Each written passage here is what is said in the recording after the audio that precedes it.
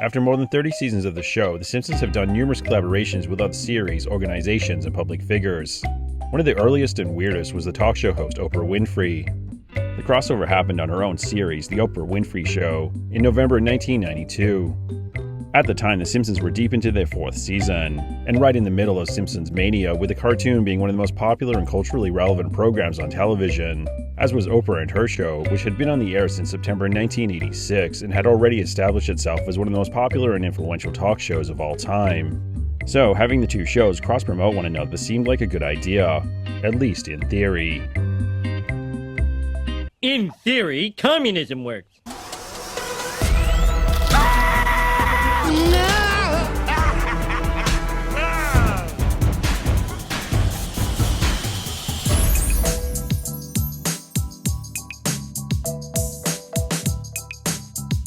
Given that Oprah is an icon of American pop culture, she has been referenced in The Simpsons a number of times, both before and after the segment on her show. Prior to the Oprah segment, she had been mentioned in The Simpsons in the first episode of the 3rd season, Stark Raving Dad, which first aired in September 1991. In the installment, Homer is sent to a mental hospital. In one scene, he's about to make a call home. As he reaches for the phone, with the word insane clearly printed on his hand, the list of people on speed dial can be seen, which includes Oprah, along with a number of other popular talk show hosts at the time, such as Larry King, Phil Donahue, and Geraldo. The visual joke is a reference to the fact that most of the talk shows at the time frequently, if not always, resorted to getting the weirdest guests they could find for the sake of sensationalism.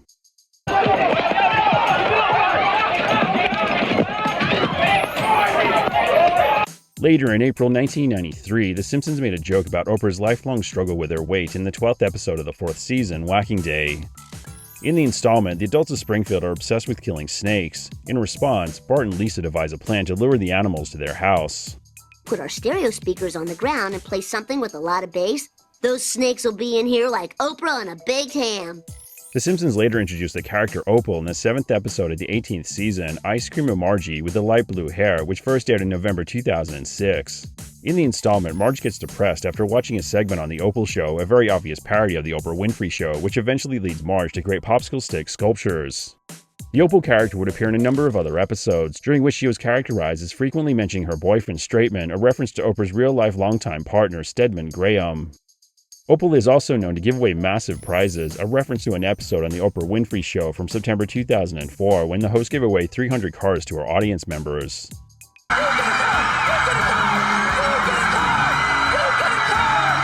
Strangely, despite the numerous references to her over the years, Oprah has never appeared in The Simpsons universe on the actual show.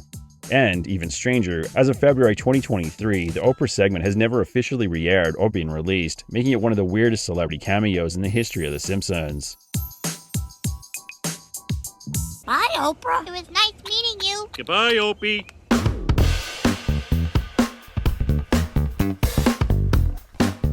Despite the fact that the Simpsons-Oprah crossover featured two of the most popular shows at the time, both of which are still iconic, it's easy for many hardcore Simpsons fans to have forgotten that this collaboration ever happened, or be completely unaware of it in the first place. This is because, for whatever reason, the fateful decision was made to have the segment only air on Oprah's show, which wasn't exactly the kind of program that the typical Simpsons fan would watch. In the episode, there's a behind-the-scenes segment that features interviews which involve the Simpsons creator Matt Groening and co-developer James L. Brooks, along with the voice actors behind the titular family, Nancy Cartwright, Dan Castellaneta, Julie Kavner, and Yardley Smith. The voice actors each explain what it's like to perform as the characters, while Groening explains the origins of the show. I found out that I had to come up with something new, and I whipped out The Simpsons in about 15 minutes. Also, during the live-action portion of the segment, a number of staff writers can be seen, including the then-unknown Conan O'Brien, who'd later go on and become famous as a late-night talk show host, and the rarely seen but prolific Simpsons writer John Swartzwelder. It's Krusty Gets Canceled by John Swartzwelder. Ultimately, the majority of the segment focuses on the production process that goes on behind the scenes. Indicative of the era, both the live-action sequence and the animated portions of the segment feature numerous Dutch angles. The segment concludes with an animated short that features a cartoon Oprah going to Springfield and interviewing the Simpsons family in their home. Do you think there's any chance I could meet them? The Simpsons? The Simpsons? In person? Coincidentally, the segment serves as a precursor to the 22nd episode of the 11th season, Behind the Laughter, which would be released almost 10 years later and was a parody of the VH1 series Behind the Music, with the installment serving as a mockumentary of The Simpsons. I want to set the record straight. I thought the cop was a prostitute. The Simpsons-Oprah crossover opens with Oprah surprising Homer, who thought the interview was the next day. Oprah then interviews the family, though Bart soon hijacks the conversation to make the most of the opportunity to swear on television. Crap, crap, crap, crap, crap, crap, crap, crap, crap. You crap. little... Oprah then interviews Marge on her own, during which she inquires about Marge's distinct hairstyle, leading Marge to do Oprah's hair in the same fashion. It's wonderful. The following scene features Homer, Bart, and Lisa burping, only for the three of them to blame their actions on Oprah. Hey. Later, while alone with Oprah, Lisa tries to get herself adopted by the talk show host. There's a brief clip of Maggie playing with paint before Oprah has to leave, but not before trying in vain to get Homer to pronounce her name correctly. Hey, Homer. My name is Oprah. Oprah. Of the Simpsons fans who have seen the short, either back in 1992 or since then, the general opinion is that it's decent, though it's far from as good as you'd expect from something produced during the show's golden era, which was from around the early to late 90s. But the short does have elements that made the golden era great, such as subtle or layered jokes and references. In the scene when the whole family is interviewed, Marge mentions wanting to experiment in the bedroom after watching Oprah's show. Oprah, I really enjoy your show, especially the program about couples who... The joke is a reference to the fact that Oprah's show often explored what was, at the time, considered risque, intimate subject matter. You know how to accentuate the positive of what you have. At the end of the scene in which Marge styles Oprah's hair like her own, Marge warns the host about the dangers of such a hairstyle. Just remember to check it once a month for spiders. The line about the spiders is a reference to a popular urban legend that had been around since the late 50s, though regained popularity in the 90s, about a woman who supposedly died due to spider bites after they had taken residence in her elaborate hairstyle. They're in my hair! They're in my hair! All up, the animated portion of the Simpsons-Oprah segment only lasts 2 minutes, but that's still a significant amount of time, energy, and money to commit to another show, given that, at the time, the animation process that went into producing a single episode of The Simpsons was extremely tedious, as it took months to produce a single installment. It takes 6 months altogether. For one. Yeah.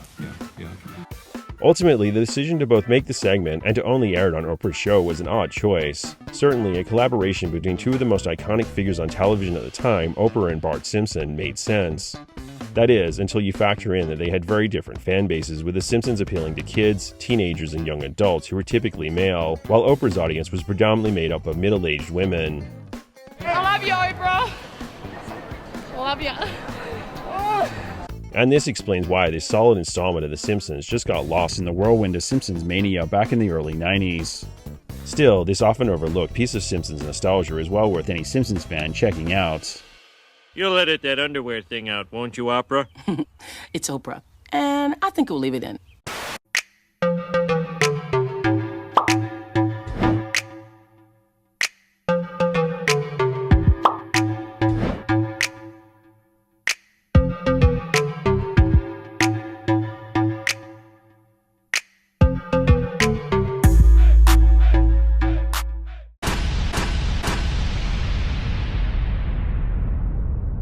Goodbye, Opie.